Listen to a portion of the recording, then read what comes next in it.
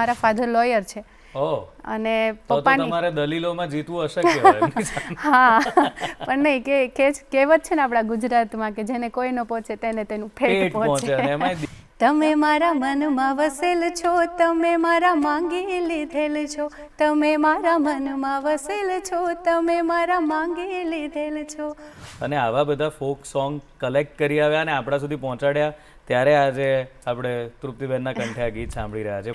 અને થયું એવું કે ત્યાં તો પછી આવી રીતે બધા રાગ આવ્યા, એટલે મને ક્યારે એવું નોલેજ નહોતું રાગનું, કારણ કે હું ખાલી આવું ફોક સોંગ ને આવું બધું જે સ્કૂલમાં શીખવાડે કે જે સાંભળ્યું હોય એ જ હું પરફોર્મ કરતી. એટલે પછી મને બહુ જ અઘરું પડતું, મને કાંઈ સમજાય જ નહીં આ લોકો શું ગાય છે. હો તમે છેલા જે રે કે મારી હાટું પાટણથી પટોળા મોંઘા લાવજો, એમાં રૂડા રે મુરલિયા ચિતરાવજો,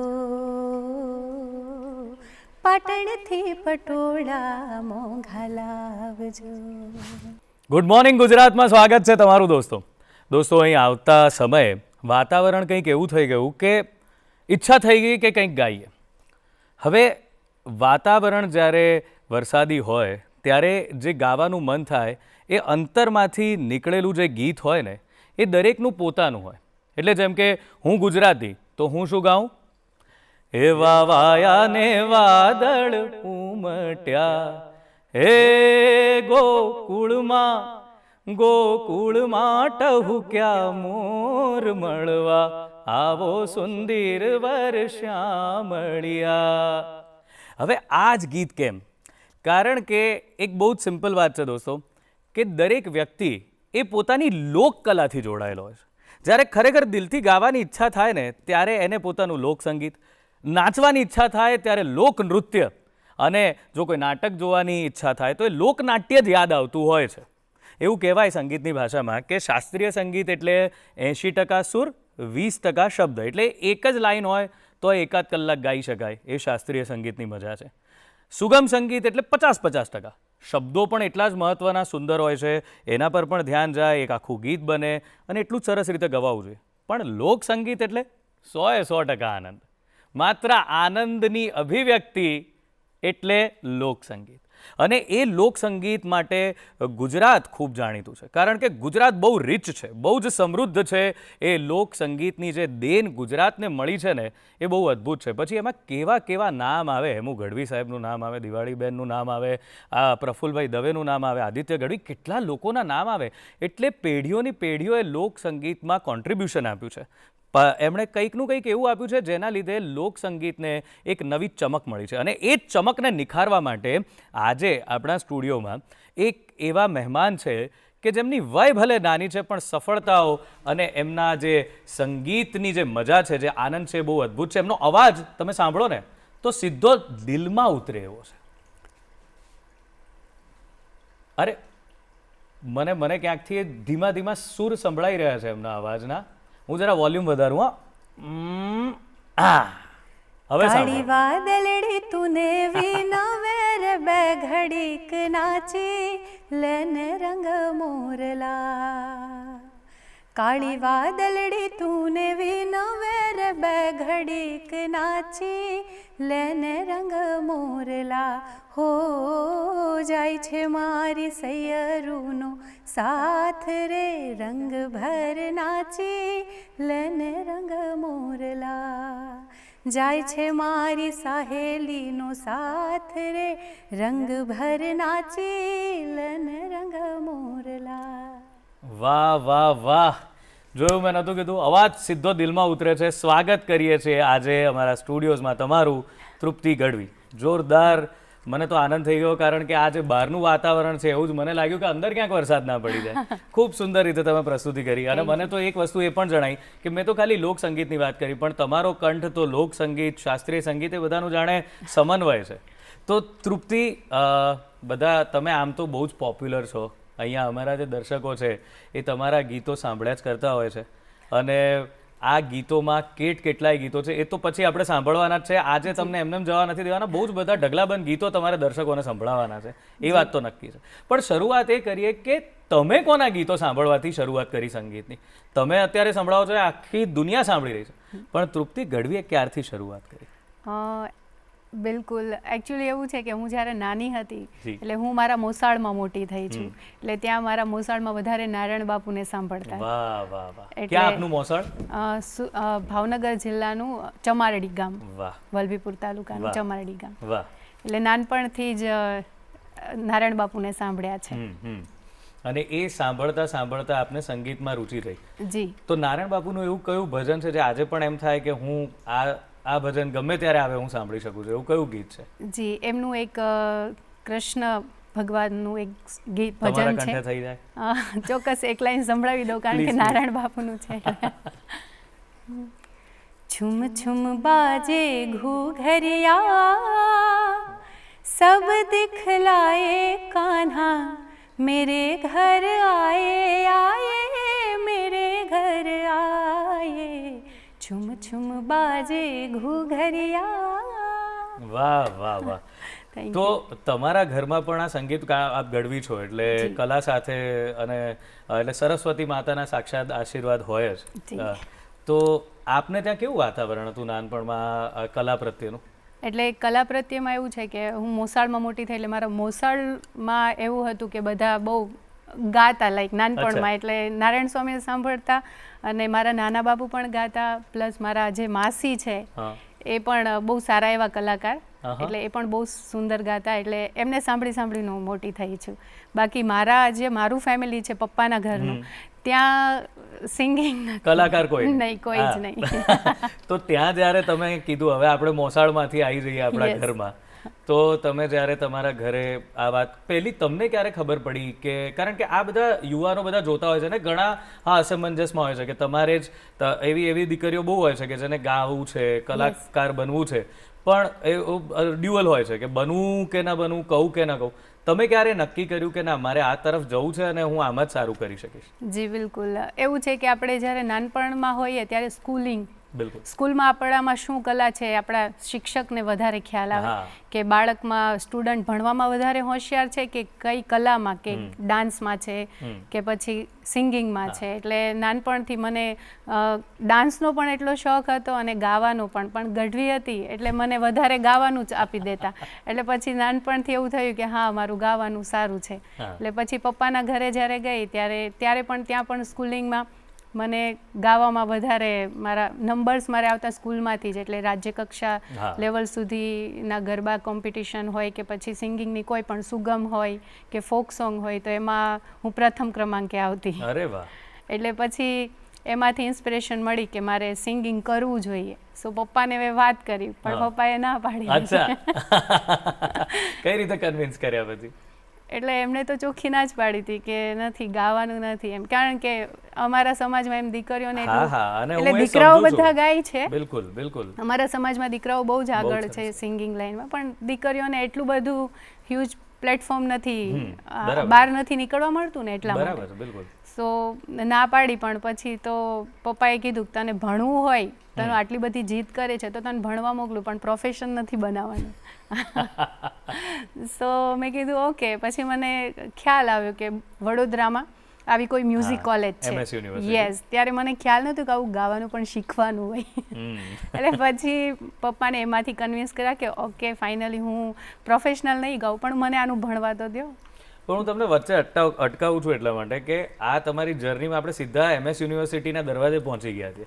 પણ એમાંથી થોડા પાછા આવીએ કે જ્યારે તમે સ્કૂલમાં અને બધે જીતતા હતા અને તો ત્યારે શું પપ્પાને આમ તમારા સર્ટિફિકેટ બતાવતા હો કે ટ્રોફી બતાવતા હો, પપ્પાના શું રિએક્શન હતા, એ શું કહેતા તમને? એટલે પપ્પાને એવું કહેતા કે તું ભણવામાં ધ્યાન આપ.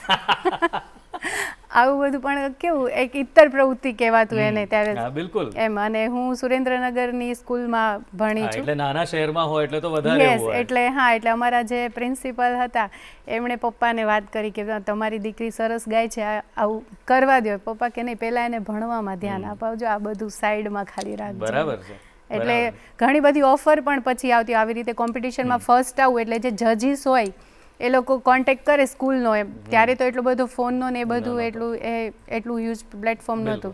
સો પ્રિન્સિપલને મળે એટલે પ્રિન્સિપલ ફાધરને વાત કરે, પણ ત્યારે પણ ના જ પાડી દીધી કે નહીં, કારણ કે પપ્પાની મારા ફાધર લોયર છે ઓહ, અને તો પપ્પાની તમારે દલીલોમાં જીતવું અશક્ય હોય એમની સામે. હા પણ નહીં કહેવત છે ને આપણા ગુજરાતમાં કે જેને કોઈ ન પહોંચે તેને તેનું પેટ પેટ પહોંચે પહોંચે. અને એમાં દીકરી હોય ને એ બાપને તરત પોતાની વાત મનાઈ શકે. Yes. દીકરો હજુ પાછો પડે હા, પણ એ દીકરીની પાછો વાત પડે. બાપ માની જાય. યસ બિલકુલ. એટલે પછી એમાંથી પપ્પાને કન્વિન્સ કર્યા કે ઓકે, અને મેં પોતે પીએસઆઈની એક્ઝામ પાસ કરેલી છે બોલો, ક્યાં વાત હે, ક્યાં વાત હે. 2015-16ની બેચની. અચ્છા. હા, પણ લાસ્ટ જે ઇન્ટરવ્યૂ હતું એ ખાલી હું ક્લિયર ના કરી શકી, લાસ્ટ મેરિટમાં નીકળી ગઈ હતી. એટલે ખાલી પપ્પાને બતાવવા માટે કે યસ હું કરી શકું છું, પણ મને વધારે શોખ સિંગિંગનો છે. સિંગિંગનો. યસ. કદાચ ઈશ્વરે જ તમારા માટે આ નક્કી કર્યું હશે, કારણ કે જો તમે પાસ થઈ ગયા હોત તો ઓફકોર્સ તમે સમાજની સેવા કરતા હોત, દેશની સેવા કરતા હોત, પણ કલાકાર તરીકે આ જે બધા ચાહકો છે એમને તમારો અવાજ કદાચ કારણ કે એ બધો ફરજનો ભાગ એટલો બધો વિકટ હોય છે કે એમાંથી કંઈ થઈ શકતું નથી. જી. તો આ વખતે ક્યારે એવું થયેલું કે કદાચ હું જે કરવું છે નહીં જ કરી શકું, કારણ કે આ તો શરૂ થયું હતું ખાલી ભણવાથી, હવે તો પીએસઆઈની પણ તૈયારીઓ ચાલુ થઈ, જો હું ક્લિયર કરી ગઈ તો એવું ક્યારે થયું હતું મનમાં? હા, એટલે એવું હતું, પણ માનસિક રીતે હું તૈયાર હતી કે મને કરવું છે તો મ્યુઝિક જ, કારણ કે મને આ લાઈફ વધારે ગમે છે. ક્યાં વાત, ક્યાં વાત. તો એવી તમારી જે સ્પર્ધા હોય, જે જીત્યા હોય, જી. નાનપણમાં એવું કયું ગીત ગાતા હતા? કઈ સ્પર્ધામાં કોઈ જીત્યા હોય એવું ગીત તમને કોઈ યાદ હોય તો એ ગાઓ. જી, મેં સ્કૂલમાં હતી ત્યારે સોના વાટકડી, હા હા હા, એ દિવાળીબેન, બિલકુલ બિલકુલ. એટલે એમાં મારો હું પ્રથમ ક્રમાંકે ઓહ, આવેલી. યસ. ક્યાં વાત હે. એટલે એની તો લાઈન થઈ જાય, સંભળાવી. બિલકુલ. એના દુહાથી હું શરૂઆત કરતી, સ્કૂલમાં હતી એટલે ત્યાંથી શરૂઆત કરીશ. બસ તો એ સ્કૂલનો માહોલ ફરી થઈ જાય. જી. હે સાહેબા સંદેશો મોકલું જ રે, હે મારા સાહેબા સંદેશો મોકલું, અને લખી લખી લીલે પાન, હે તમે વાંચી ને વેલા વેલા આવજો જ રે. અરે રે મારા સાહેબા ચતુર સુજાન, સોના વાટકડી રે કેસર ઘોળ્યા વાલમિયા, સોના વાટકડી રે કેસર ઘોળ્યા વાલમિયા, હે લીલો તે રંગનો આ છોડ રંગમાં રોડ્યા વાલમિયા, સોના વાટકડી રે કેસર ઘોળ્યા વાલમિયા. ક્યાં વાત હે, ક્યાં વાત હે, અદ્ભુત. મને ખ્યાલ છે ત્યાં સુધી આ ઢેલીબેન ના જે ગીતો રચાયા, અને આમાં આપણે યાદ કરવા પડે ઝવેરચંદ મેઘાણી સાહેબને, કારણ કે એમનું કોન્ટ્રીબ્યુશન એટલું હતું કે જગ્યાએ જગ્યાએ ફરી અને આવા બધા ફોક સોંગ કલેક્ટ કરી આવ્યા અને આપણા સુધી પહોંચાડ્યા. ત્યારે આજે આપણે તૃપ્તિબેનના કંઠે આ ગીત સાંભળી રહ્યા છે. પણ અદ્ભુત. તો આવા પ્રકારે તમે તમારી કરિયરને જાતે જ એક તરફ બિલ્ડ કરતા જતા હતા મનમાં, તો કે ભાઈ ગમે તે થાય મારું લક્ષ્ય આ છે ને હું ત્યાં સુધી પહોંચવાની જ છું. કરેક્ટ. હવે વાત આવી MS યુનિવર્સિટીની, કારણ કે ત્યાં જઈને તમે આ તો બધા જે ગાતા એ મને લાગે છે કે ટ્રેડિશનલી બી તમે જ્યાંથી બિલોંગ કરો છો, જ્યાંથી આવો છો, ત્યાં લોકનું કલ્ચર, ફોકનું કલ્ચર વધારે હતું. હવે તમે MS-માં ગયા ત્યાં તો એકદમ ક્લાસિકલ વાળી વાત શરૂ થઈ ગઈ હશે. તો એ બંનેમાં શું થયું? શાસ્ત્રીય સંગીત, લોક સંગીતથી શાસ્ત્રીય સંગીતનો જે ટ્રાન્ઝિશનનો પિરિયડ હતો એ કેવો રહ્યો? એકચ્યુઅલી એવું હતું, હું બહુ નાના સ્મોલ સિટીમાંથી આવું છું, એટલે મેં ક્યારેય ખબર નથી કે MS યુનિવર્સિટી એટલે આવું ક્લાસિકલ મ્યુઝિકમાં શું આવે. ખાલી ભણવા ખાતર કે અહીંયાથી નીકળવું છે સુરેન્દ્રનગરથી, એટલા માટે ગઈ. અને થયું એવું કે ત્યાં તો પછી આવી રીતે બધા રાગ આવ્યા, એટલે મને ક્યારે એવું નોલેજ નહોતું રાગનું, કારણ કે હું ખાલી આવું ફોક સોંગ ને આવું બધું જે સ્કૂલમાં શીખવાડે કે જે સાંભળ્યું હોય એ જ હું પરફોર્મ કરતી. એટલે પછી મને બહુ જ અઘરું પડતું, મને કાંઈ સમજાય જ નહીં આ લોકો શું ગાય છે, કે અમારે છોટા ખ્યાલ બડા ખ્યાલ, એટલે મને સમજમાં ના આવતું કે આ શું હશે. અમને એવું, એટલે કીર્તિદાનને એમને પછી સાંભળેલા, એટલે અમને એવું કે મને એવું હતું કે આવું બધું શીખવાડશે જે કીર્તિદાન ગાય છે. જેટલા સૌરાષ્ટ્રના જેટલા છોકરાઓ આવેલા, જેટલા સ્ટુડન્ટ્સ, એ બધાને એવું હતું કે આવું બધું શીખવાડશે. પછી બહુ જ અઘરું લાગ્યું, પણ એક કહેવાય ને, એક માનસિક રીતે તૈયાર હતી કે ગમે તે થાય 5 વર્ષ પૂરા કરવાના છે એમ. અને પછી મેં કન્ટિન્યુઅસ એ કર્યું અને ધીમે ધીમે બધા રાગનું થોડું થોડું નોલેજ લેતી ગઈ. યસ. અને એટલે મને ખબર છે જ્યારે હવે હું પણ પહેલાં શીખતો ત્યારે એવું કહીએ ને ટીચરને, ગુરુને, કે મારે આ પિક્ચરનું ગીત એટલે એટલા વઢે ને કે આ શીખવા અહીંયા આવ્યા છો, આવું બધું, આને સંગીત ના કહેવાય એમ. એટલે શાસ્ત્રીયનો આખો વિચાર જ અલગ જી છે. બિલકુલ. અને અમારી કોલેજ પ્યોર ક્લાસિકલ વાળી છે કે પ્યોર રાગ જ શીખવાડવામાં આવે એમ. અને હું ડાયરેક્ટ ડિગ્રીમાં ગઈ હતી કે મેં ક્યારેય ડિપ્લોમા કરેલું નહીં, ક્યારેય પર્સનલી ટીચિંગ લીધેલું નહીં, એટલે મારા માટે તો બહુ જ નવું હતું. અને પણ તોય મેં કર્યું. કોઈ રાગ યાદ છે ખરો હવે એમાંથી? એનું કોઈ ગીત યાદ છે ખરું હવે કે પછી હવે તો એ 5 વર્ષ પૂરા કરી દીધા? જી બિલકુલ. એકચ્યુઅલી એવું છે કે રાગ અમુક યાદ છે. હા, તો કંઈક શાસ્ત્રીય થાય તો શું આ બધાને ખબર પડે દર્શકોને કે કેમ વર્સિટાલિટી કેટલી છે એમ, અલગ અલગ પ્રકારનું કેટલું ગાઈ શકે. જી કઈ પણ એનીથિંગ. ઓકે, મને મારું બિહાગ ગમે છે, તો મારું બિહાગની એક 2 લાઈન ખાલી સંભળાવીશ. એની એક જે છોટા ખ્યાલ છે એની 2 લાઈન સંભળાવું.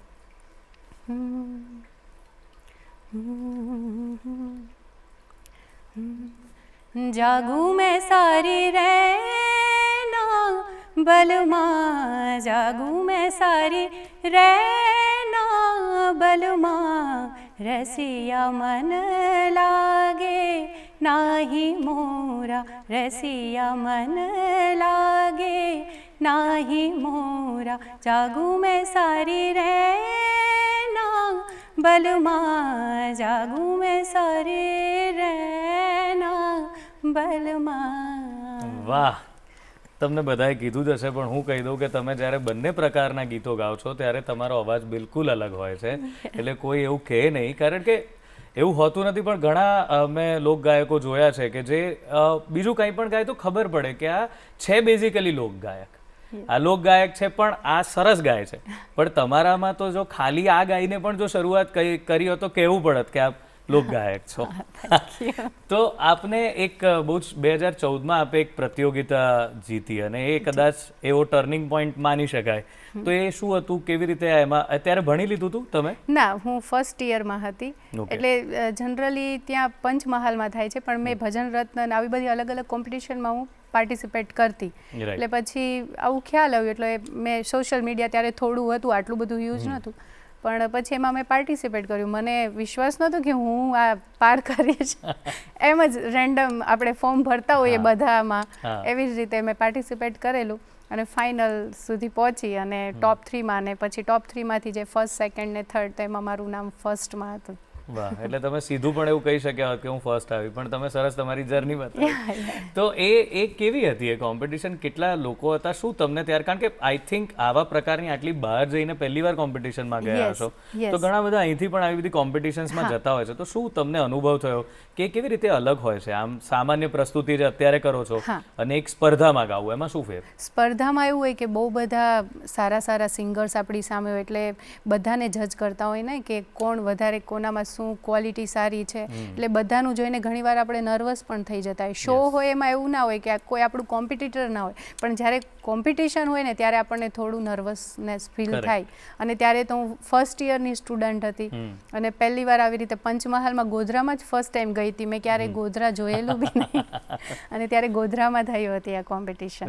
અને ત્યાંથી હું આ જીતી. જજીસ કોઈ કોણ હતા, કોઈ એવા હવે યાદ નથી, કારણ કે ઓકે. અને તમને શું કઈ કમેન્ટ કઈ ખાસ મળ્યા હોય કે જેનાથી આમ પણ તમને ઇન જનરલ કોલેજમાં ક્યાંક એવું લાગ્યું કે કઈ વસ્તુ પર વધારે વર્ક કરવા જેવું છે તમારે, કે તમને પહેલેથી એ ગોડ ગિફ્ટેડ હતું એ જ ચાલ્યું આવ્યું કે કોલેજે તમને નિખાર્યા થોડા? એટલે ગોડ ગિફ્ટેડ હતું એ તો છે જ, પણ જ્યારે મ્યુઝિક કોલેજ મેં જોઈન કરી અને પછી જે અમારા સર રાજેશ કેલકર સર, એમની પાસેથી મેં તાલીમ લીધી છે, અને ભરત મહંત સર, એટલે આ લોકોનું મેં ગાયન સાંભળ્યું. પછી ધીમે ધીમે એમાં ઇન્વોલ્વમેન્ટ થયું મારું. એટલે મને પહેલાં ગાવાનો જ શોખ હતો, મને આવડતું નહોતું એટલું મ્યુઝિક, એટલે મને સાંભળવામાં એટલું ખબર ના પડતી. પણ જ્યારે હું શીખી પછી મારી સાંભળવાની શક્તિ બહુ જ સારી એવી થઈ. એટલે મને અત્યારે ગાવા કરતાંય મને સાંભળવું વધારે ગમે છે. એટલે મારું એમાં બહુ શાર્પનેસ આવી કે કંઈ પણ સાંભળું તો એમાં શું છે શું નહીં, ક્યાં મીંડ લીધી, ક્યાં ગમક છે, આ બધું ધીમે ધીમે મને નોલેજ આવી ગયું. પહેલાં આવી બધી ખબર નથી પડતી, રેન્ડમ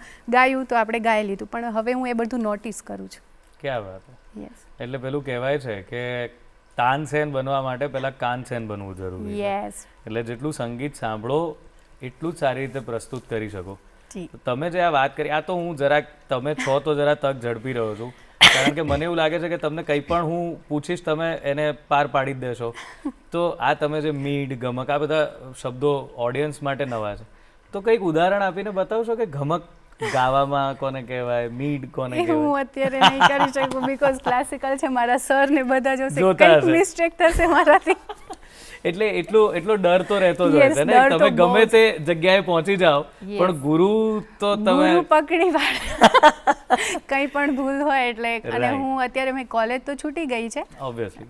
પણ પાસ આઉટ થઈ ગઈ, પણ છતાં હું કોલેજની વિઝિટ તો કરતી હોય, સરને ઓહ. મળવા જાઉં કે મારું હવે એવું મળીને ચાલી એમનું રહ્યું શું, છે. હવે એ શું કહેતા હોય છે? Sir, હવે એ તમારા ગીતો વગેરે સાંભળે છે? યસ સર તો એ શું કહેતા હોય છે? યા એપ્રિશિએટ કરે કે છોકરી બહુ જ સરસ કામ કરે છે. સારું, તો આ હવે કોલેજ તો તમે કરી, અને Yes. કોલેજથી એક પ્રોફેશનલ વાતાવરણમાં તમે જ્યારે આવ્યા, જ્યારે ગાવાનું શરૂ કર્યું, તમને લોકોએ રેકગ્નાઇઝ કરવાના શરૂ કર્યા, તો એ પહેલું સ્ટેપ શું હતું કે જ્યારે તમે પ્રોફેશનલી આ ફિલ્ડમાં આવી ગયા સંગીતના?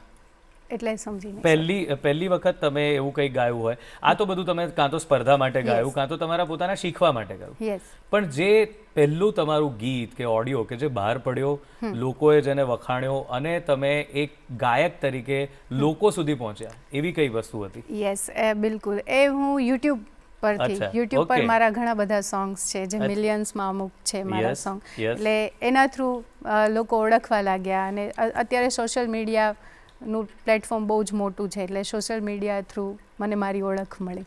બરાબર છે, આ તો તમે બહુ હમ્બલનેસથી કહી દીધું. પણ પહેલું તમને એમ લાગ્યું, કારણ કે કોઈ પણ વ્યક્તિ માટે મિલિયનમાં વ્યૂઝ કે ફોલોવર્સ થવા એ બહુ મોટી વાત છે. યસ. શરૂ કર્યું હશે ત્યારે તમને આવો આઈડિયા જ નહીં હોય, કારણ જી. કે એ વખતે તો સોશિયલ મીડિયાને એટલી દોડ બી નહોતી કે જી. બધાને એવું હતું કે મારા ક્યારે હા. મિલિયન થાય ક્યારે. યસ. તો એવું કયું ગીત પહેલું મૂક્યું અને જેને એકદમ આમ રોકેટ સ્પીડ પકડી લીધી, એ કયું ગીત હતું? યસ બિલકુલ. મારું યુટ્યુબમાં મનુભાઈ રબારીએ લખેલું વાહ. એક સોંગ, તમે મારા મનમાં વસેલ છો, એ મારું 25 મિલિયન્સ છે. એ સોંગ પછી મેં બેક ટુ બેક મારા સોંગ આવું આપવાના ઘણા બધાનું કહેવું છે, તમે મારા મનમાં વસેલ છો તમારા માટે, તો એમના માટે સંભળાવી દો આ ગીત જરા પ્લીઝ. તમે મારા મનમાં વસેલ છો, તમે મારા માંગી લીધેલ છો, તમે મારા મનમાં વસેલ છો, તમે મારા માંગી લીધેલ છો. હો ગૌરી વ્રતના ઉપવાસ મેં કર્યા, મારી તપસ્યાના ફળ થઈને તમે ફળ્યા, દેવે દીધા છે વરદાન, ત્યારે મળ્યા છો તમે મને જાન, તમે મારા મનમાં વસેલ છો, તમે મારા માંગી લીધેલ છો. ક્યાં બાત હે! એક તો બહુ મનુભાઈ બહુ સુંદર, કેટલી આમ સરસ જે જીવનની જ વાત છે એ ગીતમાં વણી છે, જી. અને તમે એને અદ્ભુત રીતે ગાયું. હવે આવું ગીત હોય તો પછી મિલિયનમાં વ્યૂ થવા એને ક્યાં નવાઈની વાત છે. તો આપણે પણ એમના માટે એવું જ કહીએ છીએ કે તમે તો મનમાં વસેલ છો અને માગીને લીધેલ છો. આપણે કીધું છે કે આવો જરા આજે સ્ટુડિયોમાં અને તમારા ચાહકોને તમારા અવાજથી, તમારા અંદાજથી જરા મંત્રમુગ્ધ કરો. તો બસ આ યાત્રા આવી રીતે ચાલુ રહેવાની છે. અત્યારે વિરામ લેવાનો સમય છે, તો મળીએ વિરામને પહેલે પાર.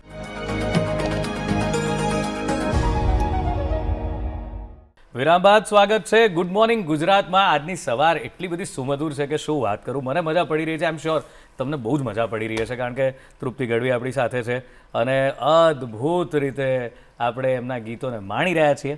હવે શરૂઆત તો આપણે કરી હતી બ્રેકમાં જતા પહેલાં કે કયું ગીત સૌથી પહેલાં તમને એમ લાગ્યું કે આ હવે રોકેટ ગતિથી આગળ ગયું અને વ્યૂઝ વધવા માંડ્યા, પછી એ ગીત ગાયા પછી કેવો માહોલ બન્યો? કારણ કે પોપ્યુલર થઈ ગયા અચાનક. અને બંને તરફથી હું પૂછું છું, મેકર્સ તરફથી, એટલે જેમ કે મનુભાઈ જેવા સુંદર મજાના ગીતકારો છે, અથવા તો કોઈ મેકર્સ છે કે જે લોકો આ વિડીયો આલ્બમ્સ ને ગીતો બનાવતા હોય છે, અને સામે ઓડિયન્સ, આ બંનેનો પ્રતિભાવ કેવી રીતે મળવા માંડ્યો તમને? ધીમે ધીમે મારા પ્રોગ્રામ્સ વધી ગયા મારા, અને પ્લસ જે બીજી બધી ચેનલ્સ હોય યુટ્યુબ પર પ્રોફેશનલી, તો એ ચેનલ્સવાળા સાથે મારે એગ્રીમેન્ટ પણ મેં કર્યો હતો, પોપસ્કોપ મ્યુઝિક કરીને, એમાં મારા મોસ્ટ ઓફ સોંગ આવે. પણ થતું એવું કે જ્યારે એગ્રીમેન્ટ થયેલો હોય, એટલે જે કોઈ ચેનલ હોય એના માટે હું વર્ક કરતી હોય, તો એમના તરફથી જે મને સોંગ દેવામાં આવે એ હું ગાતી, પણ મને એમાં સેટિસ્ફાઈડ નથી, કારણ કે પ્રોફેશનલી હોય કે મારે કામ આપવાનું છે, પણ મને પોતાને એવું હતું કે મને જે ગાવું છે કે મને જે ગમે છે એ સોંગ હું કેવી રીતે લાવું. એટલે પછી મેં મારી પોતાની યુટ્યુબ ચેનલ અરે વાહ લોન્ચ કરી, તૃપ્તિ ગઢવી ઓફિશિયલ. વાહ. અને અત્યારે હું મારા સોંગ પોતે જ બનાવું છું. અને તમે જાતે લખો છો? નહીં એવી રીતે નહીં, પણ તમે yes, એવા લોકોને ભેગા કરો produce છો કરું જેમ છું, કે yes. સારા લેખકો, સારા, સારા હા, મેકર્સ મને, કે yes, જે સારો વિડિયો yes, exactly, કે જે સારો વિડીયો બનાવતા હોય, સારું લિરિસિસ્ટ હોય, એની પાસે હું કોઈ મારા થોટ્સ હોય. શરૂઆત મેં આનંદના ગરબાથી કરી હતી. એટલે મેં પહેલું મારું યુટ્યુબ ચેનલ પર મારા પપ્પાની ઈચ્છા હતી કે આનંદનો ગરબો હું ગાઉં, અને પછી હું શરૂઆત કરું. એટલે મેં પહેલાં બહુચરમાનો આનંદનો ગરબો ગાયો અને મેં મૂક્યો મારી ચેનલ પર. એન્ડ ધેન મેં પછી એક બે રીક્રિએટ સોંગ કર્યા જે આપણા ફોક છે એને અલગ મ્યુઝિક, જે અત્યારનું વેસ્ટર્ન ને બંને મિક્સ હોય એવું. અને હું તમને રોકું છું એટલે કે આ બંને મારે સાંભળવા છે અને બધાને પણ, કારણ કે જો ગરબો તો એવી વસ્તુ છે કે ગુજરાતીઓ ગરબા વગર જીવી જ નથી શકતા. અને એમાં આનંદનો ગરબો એટલે મને લાગે છે દરેક જણના ઘરમાં વાગે છે, દરેક જણના. અને અમુક લોકો તો એ રોજ રૂટીન પ્રેક્ટિસમાં વગાડે છે, સાંજ પડે સંધ્યાનો સમય થાય એટલે આનંદનો ગરબો વગાડતા હોય છે. તો આનંદનો ગરબો મને યાદ બે ચાર લાઈન સ્ટાર્ટિંગ અત્યારે. યસ યસ, કઈ પણ બે ચાર લાઈન. બીજો કોઈ ગરબો ગાઈ લો, ગરબો. કારણ કે આ છે ને અમે ચલાવીશું ને પછી, હવે નવરાત્રી આવી રહી છે તો અમે જરા ચલાવીશું. તો ગરબા કરતા મને છે ને એક ખોડિયારમાંનું સપાખરું બહુ ગમે છે. બિલકુલ બિલકુલ, અત્યારે તો લોકો એને સમજવા માંડ્યા છે. સપાખરું હમણાં 2-4 વર્ષ પહેલા સુધી આટલું બધું લોકભોગ્ય નહોતું, પણ હવે બહુ લોકભોગ્ય થઈ ગયું. તો એ થઈ જાય. એટલે હું તમને સપાખરું ચોક્કસથી સંભળાવીશ. હું પૂરી કોશિશ કરું છું. ના ના, કરો. સોહેલા ખીણીલો બળિયાળી ત્રિશુળ ખપર ધારી ચંડિકા ચારણી જોગ માયા ખોડિયાર વિખવારણી ધારણી બેડો મગર સવારી વાળી પાવન જગત જાણું ગંગા અવતાર. માળી ઉથાપ્યું વાંજિયા મેણું મામડિયા માદા ઘેરું પ્રગટી જુજુવે રૂપે જ્યોતિ અખિયાર આઈ આવડ ખોડલ માડી જોગડ તોગડ બીજ હોલને સાસાઈ સંગે મેં રખ્યો બ્રાત. એમાં વખાણું ખોડલી જેની જડેના જોડલી ગામો ગામ ઘરો ઘર ઘટો ઘટમાં પૂજાય છોરું વડેરા છોટેરા વાલા સરીખા સદાય માડી દયા દયા દયા દયા દયા છલકાય. માની તાતણીએ ડાક વાગે ત્રાંબાળું વરાણે ગળ ધરામાં નગારા બાજ રાજ પરા ઢોલ દધી ડુંગર દેવળ રાજ નેહળે નગર સાધ સુણતા સામ બોલ દિયે દેવી કો. કોઈ સંસારી જીવડો કરી દિલમાં દીવડો ખોડિયાર ખોડિયાર ખોડિયાર ખોડિયાર ખોડિયાર ખોડિયાર ખોડિયાર. કોઈ સંસારી જીવડો કરી દિલમાં દીવડો ખોડિયાર ખોડિયાર ખોડિયાર જપે જાપ તા તો ધડાકે ધાબડી આળી અટકા ઉકેલે કામ તડાક ત્રિશુળ વારી આવે અપોયા. વરદંબા રાખે વટ ઝટવી ઘન વિદારે માડી ધોળી ભગતોની વાર કરતી ધરાર નમુ નાગણી લાગણી વાળી કૃપા એક ધારી તારી ખમા ખોડિયાર માડી ખમા ખોડિયાર ખમા ખોડિયાર માડી ખમા ખોડિયાર ખમા ખોડિયાર માડી ખમા ખોડિયાર. વાહ, અદ્ભુત. મિત્રો, આપે જે અત્યારે સાંભળ્યું ને, ઘણા બધા સિંગર્સ મેં જોયા છે, એમની સાથે વાત કરી છે, એ લોકો કોઈ મ્યુઝિક સુર વગર નથી ગાતા, ના પાડી દે છે કે ના ના હમણાં નહીં અમે. પણ આ આટલી અઘરી વસ્તુ સુર વગર, તાલ અહીંયા કોઈના ઇન્સ્ટ્રુમેન્ટ વાગી રહ્યા છે કશું જ નહીં, પણ એમણે ગાઈ છે. એ બતાવે છે કે કેટલી તૈયારી છે તમારી. તો આપણે એ વાત થઈ. પછી તમે કીધું કે અમુક તમે એમાં એક્સપેરિમેન્ટ કર્યા ને સંગીતમાં, કે અત્યારનું મ્યુઝિક અને આપણું ટ્રેડિશનલ મ્યુઝિક એને મિક્સ કર્યા. તો એનું શું કારણ કે મેં એવું લાગ્યું કે હવે એ કરવાની જરૂર છે? એટલે ઓલરેડી આ બધા ગીતો આવી ગયેલા છે કે જેને પોતપોતાની રીતે ગાવાયેલા છે કે ફોક સ્ટાઇલમાં, પણ પછી અત્યારની જનરેશનને થોડુંક કંઈક અલગ સાંભળવું હોય, જેના માટે મેં એ કોશિશ કરી અને મારી યુટ્યુબ ચેનલ પર એ ફોક સોંગને મેં રીક્રિએશન આપ્યું, રીક્રિએટ કર્યા મેં. કયા કયા ફોક સોંગ હતા એવા કે જેને તમે રીક્રિએટ કર્યા? એક તો ઘમર ઘમર મારું વલોણું ગાજે, યસ, એ કર્યું હતું. પછી એક સુગમ ગીત છે છેલાજી રે મારી માટે પાટણથી પટોળું. તો સુગમ થી હજુ વંચિત રહ્યા છે. શાસ્ત્રીય થોડું થઈ ગયું, સપાખરું થઈ ગયું, તો સુગમ છેલાજી રે ચોક્કસથી પ્લીઝ.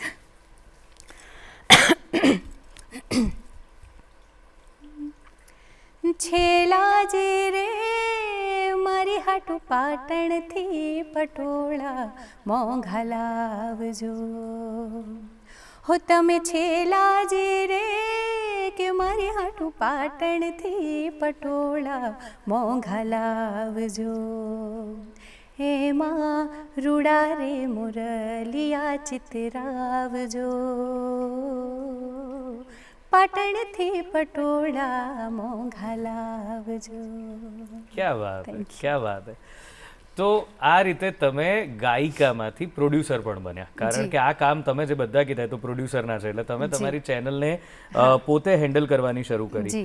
અને પછી તમને શું ફેર લાગ્યો તમારે પહેલાના કામમાં અને પછી? કારણ કે કામ બહુ વધી ગયું હશે, કારણ કે આ બધું જ ધ્યાન રાખવું અઘરું છે. પહેલા તો તમને કોઈ ડેટ આપે કે આ તારીખે આપણે શૂટિંગ કરીએ છીએ કે આ તારીખે સ્ટુડિયો બુક છે, તો તમે ગાવા જતા હશો. પણ હવે તો તમારે બધાને કહેવાનું હતું, તો એમાં શું કર્યું? તમારી ટીમ કેવી થઈ? શું કેવી રીતે આગળ વધ્યા? જી બિલકુલ, કારણ કે મારા પોતાને જ બધું કરવાનું હતું, એટલે સ્ટુડિયો પણ હું પોતે ડિસાઈડ કરું. પહેલાં સોંગ ડિસાઈડ કરું કે મારે કયું સોંગ ગાવું છે, પછી એના ઉપર વર્કઆઉટ કરીને પછી આટલા બધા સ્ટુડિયો છે અમદાવાદમાં, બરોડામાં, તો કોને આપવું કે આ સોંગ આ પ્રકારનું છે, તો આમાં કોણ મને ન્યાય આપશે મ્યુઝિકમાં. સો એ પ્રમાણેનો સ્ટુડિયો ગોતીને પછી એ સ્ટુડિયોનો કોન્ટેક્ટ કરીને ત્યાં પહોંચવાનું, ગીત ગાવાનું, પછી વિડીયો પાછો બનાવવા માટે એટલે ડિરેક્ટર એ ગોતવાના. એટલે અને પછી જ્યારે આવે ત્યારે બધા પોસ્ટર્સ માટે પછી મારે ઇન્સ્ટાગ્રામ પર મારે પોસ્ટ મૂકવાની, એના માટે કેપ્શન બહુ જ પાછું પ્રોગ્રામ્સ કરતું જવાનું. પાછું પ્રોગ્રામ્સ પણ હું પોતે જ પહેલાં હેન્ડલ કરતી, કે પ્રોગ્રામ્સના ફોન આવે તો હું પોતે જ હું જ મેનેજ કરતી. હવે છે બીજા લોકોને કામ વેચી દીધું છે? હા, કામ વેચી દીધું છે, ઘણું બધું સોશિયલ મીડિયાને બધું. બરાબર. પણ આ તમે સોશિયલ મીડિયાની વાત કરી, એનાથી મને એક પૂછવાનું મન થયું કે આપણે ત્યાં પરદેશમાં તો બહુ કલ્ચર છે કે ત્યાંના મોટા મોટા, તમે કોઈ બી મોટા મોટા સિંગર્સની વાત કરો, મડોના હોય, શકીરા હોય, એ લોકો બધા પોતે એક્ટ પણ કરે છે, પોતે ગાય પણ છે, પોતે આ બધું મેનેજ પણ કરે છે, અને they are bigger stars than film actors. એ લોકો એના કરતાં પણ મોટા લોકચાહના ધરાવનારા લોકો છે, રાઈટ? તો આપણે ત્યાં એક કલ્ચર જરા ઓછું છે. આપણે ત્યાં મોટા ભાગે પ્લેબેક સિંગર્સને વધારે માન આપવામાં આવે. પણ મને એક વસ્તુ લાગે છે કે જ્યારે લોક સંગીતની વાત આવે ત્યારે એને કોઈ નથી પહોંચી શકતું. તો પ્લેબેક સિંગિંગ તરફ જવા માટે ક્યારે એવું થયું કે હું લાઈવ શોઝ કરું છું, પ્લેબેક સિંગિંગ પણ હવે કરું ફિલ્મ માટે, કે એવી ઓફર્સ આવી તમારો અવાજ સાંભળી? જી, હું પોતે જ, મેં તમને કીધું, મને પહેલા ડાન્સ ને આનો પણ સાથે મને એક્ટિંગનો પણ એટલો શોખ હતો. અચ્છા. હા, એટલે હું મારા સોંગમાં એક્ટિંગ પોતે જ કરું છું. એટલે એવી રીતે હું પ્લેબેક, મારામાં જ હું પ્લેબેક કરી લઉં છું. કારણ કે મને નાનપણથી એક્ટિંગનો, ગરબાનો બધું જ શોખ હતો. એવું નહીં કે આ વસ્તુ પૂર્ણ કલાકાર છો. યસ, હું તમે મારું યુટ્યુબ પર જોશો તો તમને મેં પોતે જ એક્ટિંગ કરેલી. બરાબર છે. એટલે હું મારો એ શોખ મારી યુટ્યુબ ચેનલ પર પૂરો કરી લઉં છું. મારા સોંગમાં હું પ્લેબેક કરી લઉં છું. Very good. ચાલો, સરસ છે. તો તમે આજે એક્ટિંગની વાત કરી, તમે તમારે તમારા દેખાવ માટે પણ બહુ જ કોન્શિયસ રહેવું પડે, કારણ કે હવે તમને લોકો જોઈ રહ્યા છે, એટલે તમારા માત્ર અવાજથી નહીં, દેખાવથી પણ તમને ઓળખે છે. તો એ બધું મેનેજ, લાઈફસ્ટાઈલ, કારણ કે બહુ અઘરી થઈ જાય ને, રાતના તમારા કાર્યક્રમો હોય, તો લાઈફસ્ટાઈલ બધી મેનેજ કરવી અઘરી છે. શું, કેવી રીતે કરો છો? હા, એટલે કેવું થાય, લેટ નાઇટ શો હોય એટલે પછી ઊંઘવાનું ઓછું મળે, રાત્રે ના મળે, પણ પછી અમે લેટ સુધી સૂતા હોઈએ ઊંઘને ગમે તે રીતે. એટલે પછી જનરલી એવું હોય છે ને, 7-8 કલાકની ઊંઘ સારી, પણ અમે 12 કલાકની લઈ રહી છીએ. એટલે હું તો રાત્રે સૂતી હોય તો ક્યારેક 4 વાગે પણ જાગું, અને પછી સીધું ઘણીવાર એવું થાય કે સીધું ડિનર જ આવે. વાહ. કોઈ બ્રેકફાસ્ટ ના આવે. એટલે તમે, મેં કીધું ને, તમે પૂર્ણ કલાકાર છો. આ બધી કલાકારની લાઈફસ્ટાઈલ છે. યસ, અને જાતે જ કર્યું એટલે ઘડાઈ ગઈ આમાં, આવું બધું જાતે પોતે કરીને. ઓકે, તો તમે જ્યારે શરૂ કરેલું, આજથી લગભગ 10 વર્ષ તો થયા તમને પ્રોફેશનલી કામ કરતા, બરાબર? પ્રોફેશનલી કામ કરતા મને 6-7 વર્ષ. 7 વર્ષ થયા. તો 7 વર્ષમાં શું ફેર આવ્યો છે મ્યુઝિક ઇન્ડસ્ટ્રીમાં? તમે શરૂ કર્યું ત્યારથી અત્યાર સુધીમાં શું ફેર આવ્યો? કારણ કે ઓબ્વિયસલી ત્યારે સોશિયલ મીડિયાનો મારો આટલો બધો નહોતો જ્યારે તમે શરૂ કર્યું, તો શું ફેર આવ્યો છે?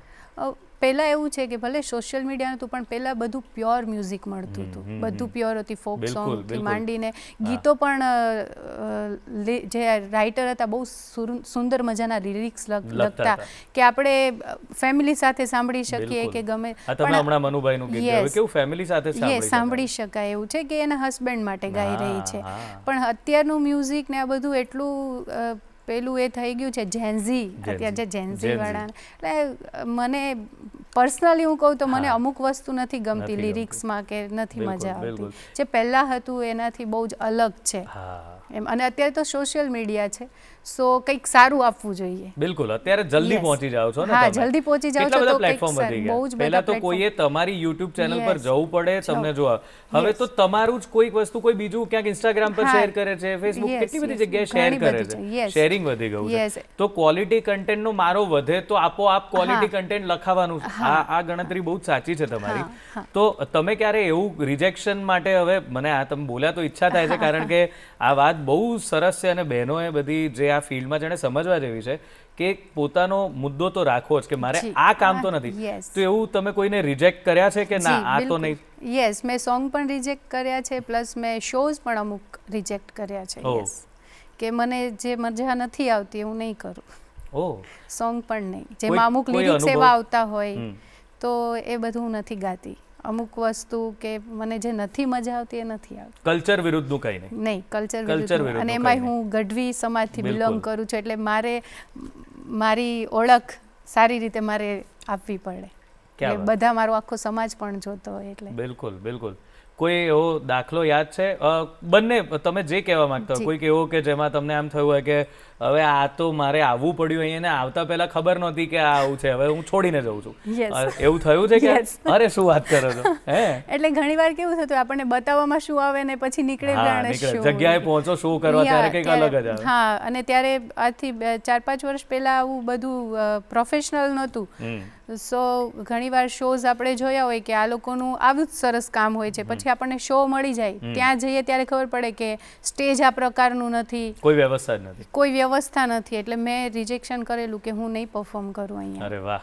એમ આવી રીતે. કારણ કે મારું ક્યાંય પણ ફોટોઝ કે પિક્ચર્સ ક્યાંય બિલકુલ, મુકાય તો બિલકુલ. પછી એમાં પછી રેગ્યુલર એક છાપ ઊભી થઈ જાય કે આ આવા પણ શો કરે છે, હા, તો મારાથી નહીં એક થાય. સ્ટાન્ડર્ડ મેન્ટેન Yes, કરવાની વાત standard છે. આ maintain. પેલી એટલે લક્ઝરીની વાત નથી, પણ લક્ઝરીની standard- વાત નથી. પણ હા, standard maintain exact. કરવાની વાત છે. અમુક જોવું પડતું હોય છે શોઝમાં પણ. અને અમુક આ બાજુ એવું પણ છે કે સ્ટેજ પર ડાન્સર્સ બોલાવવામાં આવે છે, જે મને બિલકુલ પસંદ નથી. ક્યાં વાત છે. જે હું ક્યારેય નથી કરતી. Very good. કે નહીં, વેરી નો ગુડ. ડાઉટ તમે સ્ટેજ પર પરફોર્મ કરી રહ્યા છો તો પછી ડાન્સરની જરૂર નથી. યા તો તમે પછી ડીજે લગાવીને ડાન્સર્સ જ બોલાવો, સિંગર બોલાવવાની કોઈ જરૂર નથી.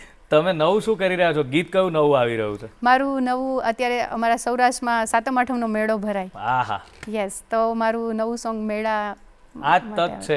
તો અહીંયા જરાક થઈ જાય તો એ જરા જી બિલકુલ. સાતમ આઠમ પર આજ બધું ચાલશે પછી. જી બિલકુલ. મેં તમને વાત કરી એમ કે હું રિક્રિએશન કરું છું અમુક સોંગનું, જે મારા વડોદરાનું બહુ હોટ ફેવરિટ સોંગ છે, હૈયે રાખી હોમ મારે હા, ચિત્રાઉ ચિત્રાઉ છે છે નોમ. યસ, મેળે એનું ચઢ જઈએ. મેં જસ્ટ રિક્રિએશન કર્યું Please, છે, please. જેનું મ્યુઝિક કુશલ ચોકસીએ આપ્યું છે. ઓહ, અને હું એની 2 લાઈન ચોક્કસથી સંભળાવી દઈશ ચોક્કસ. દર્શક મિત્રોને. હૈયે રાખી હોમ મારે સિતરાવું છે નોમ મેળે જટ જઈએ, કે હૈયે રાખી હોમ મારે સિતરાવું છે નોમ મેળે જટ જઈએ.